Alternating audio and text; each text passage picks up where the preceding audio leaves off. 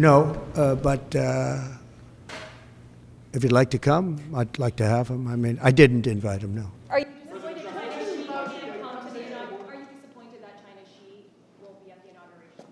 I don't know that he won't be at the inauguration. I mean, I haven't really spoken to him about it. I don't know that, actually. I would say that if he'd like to come, I'd love to have him. But there's been nothing much discussed. I have had discussions with him, letters, et cetera, at a very high level. You know, we had a very good relationship until COVID. COVID didn't end the relationship, but it was a bridge too far for me. But if he'd like to come, I'd certainly be. He hasn't, just so you understand, he hasn't said one way or the other. Because a lot of people say he won't come, he will come. People think he will come, he won't come. It's something we barely discussed, just about didn't discuss. But I have had, especially through letters, some very good conversations. Have you had conversations with Venezuela? You know, because China and the United States can together solve all of the problems of the world, if you think about it.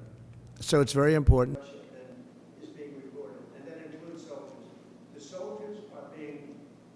More difficult is going to be the Russia-Ukraine situation.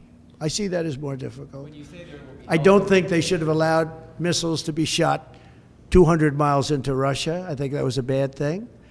And that brought the Koreans in, you know, North Korea, another man I get along with very well. I'm the only one that does. But that did a lot of bad things. I don't think that should have been allowed. Not when there's a possibility, and certainly not just weeks before I take over. Why would they do that without asking me what I thought? I wouldn't have had them do that. I think that was a big mistake they made. Will you reverse that decision when you're in office to let those I might, yeah. missiles be I thought it was a very stupid thing to do. And when you What should Zelensky, if anything, be prepared to give up to end this war? Do you have anything in mind to end this He war? should be prepared to make a deal. That's all. Got to be a deal. No, got to be a deal. Too many people being killed.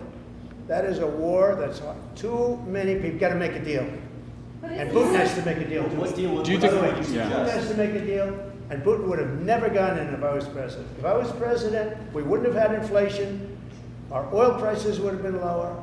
I had a good relationship with Putin. He would, despite the Russia hoax, which made it more difficult. If we had that election, if it were an honorable election, we wouldn't have had any of the problems that we're talking about right now. Putin would have never got in. Before you take office, do you still think you can make that deal? Will you ask Putin to give up Assad? Well, I hadn't thought of it. I think we have to get on with our lives. We'll have to see what happens. But right now, Syria has a lot of, you know, there's a lot of indefinites. Nobody knows what's going to happen with Syria. But I think Turkey is going to hold the key to Syria, actually. I don't think you've heard that from anybody else, but I've been pretty good at predicting.